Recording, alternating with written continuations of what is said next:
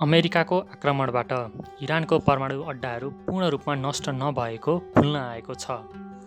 अमेरिकाको रक्षा मन्त्रालयको मुख्यालय पेन्टागनको गोप्य रिपोर्टमा नै इरानको परमाणु अड्डाहरू पूर्ण रूपमा नष्ट नभएको उल्लेख रहेको CNN ले जनाएको छ। आक्रमणको केही समयपछि सार्वजनिक गरेका सेटेलाइट तस्बिरहरूमा फोर्दो साइटमा 2 स्थान नजिक 6वटा गहिरा खाडलहरू देखिन्छन्, तर भित्री भाग कति नष्ट भयो भन्ने खुलस्त थिएन। यद्यपि अमेरिकी सेनाका शीर्ष अधिकारी जनरल ड्यान केनले आक्रमणबाट इरानका 3वटै परमाणु केन्द्रमा गम्भीर क्षति पुगेको बताएका थिए।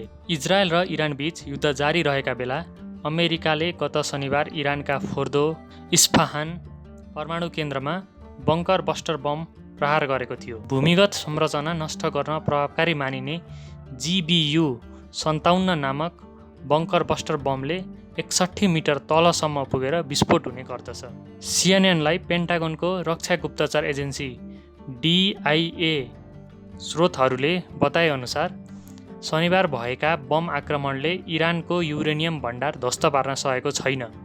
यसले पेन्टागनको प्रारम्भिक गुप्तचर प्रतिवेदनले इरानको परमाणु कार्यक्रम पूर्णतः नष्ट भन्ने दाबीमाथि प्रश्न उठाएको छ।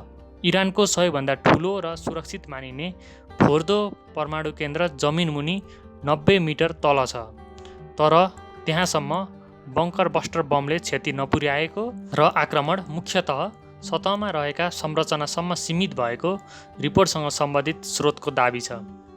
स्रोतहरूले अमेरिकी सञ्चार माध्यमलाई बताएअनुसार आक्रमणले इरानको परमाणु योजना केही महिना मात्र पछाडि धकेलिएको छ।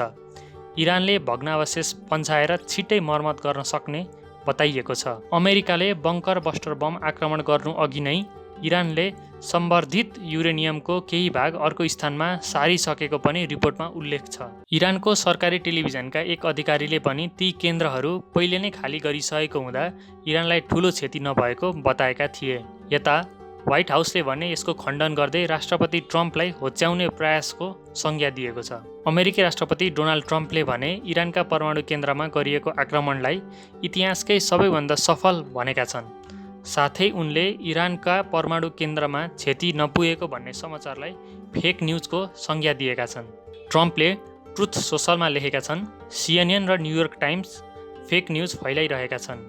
इतिहासकै सबैभन्दा सफल सैन्य आक्रमणलाई दुवैले बदनाम गर्न खोजिरहेका छन्। इरानका परमाणु केन्द्र पूर्णतः ध्वस्त पारिएका छन्। जनता दुवै संस्थालाई कडा जवाफ दिइरहेका छन्।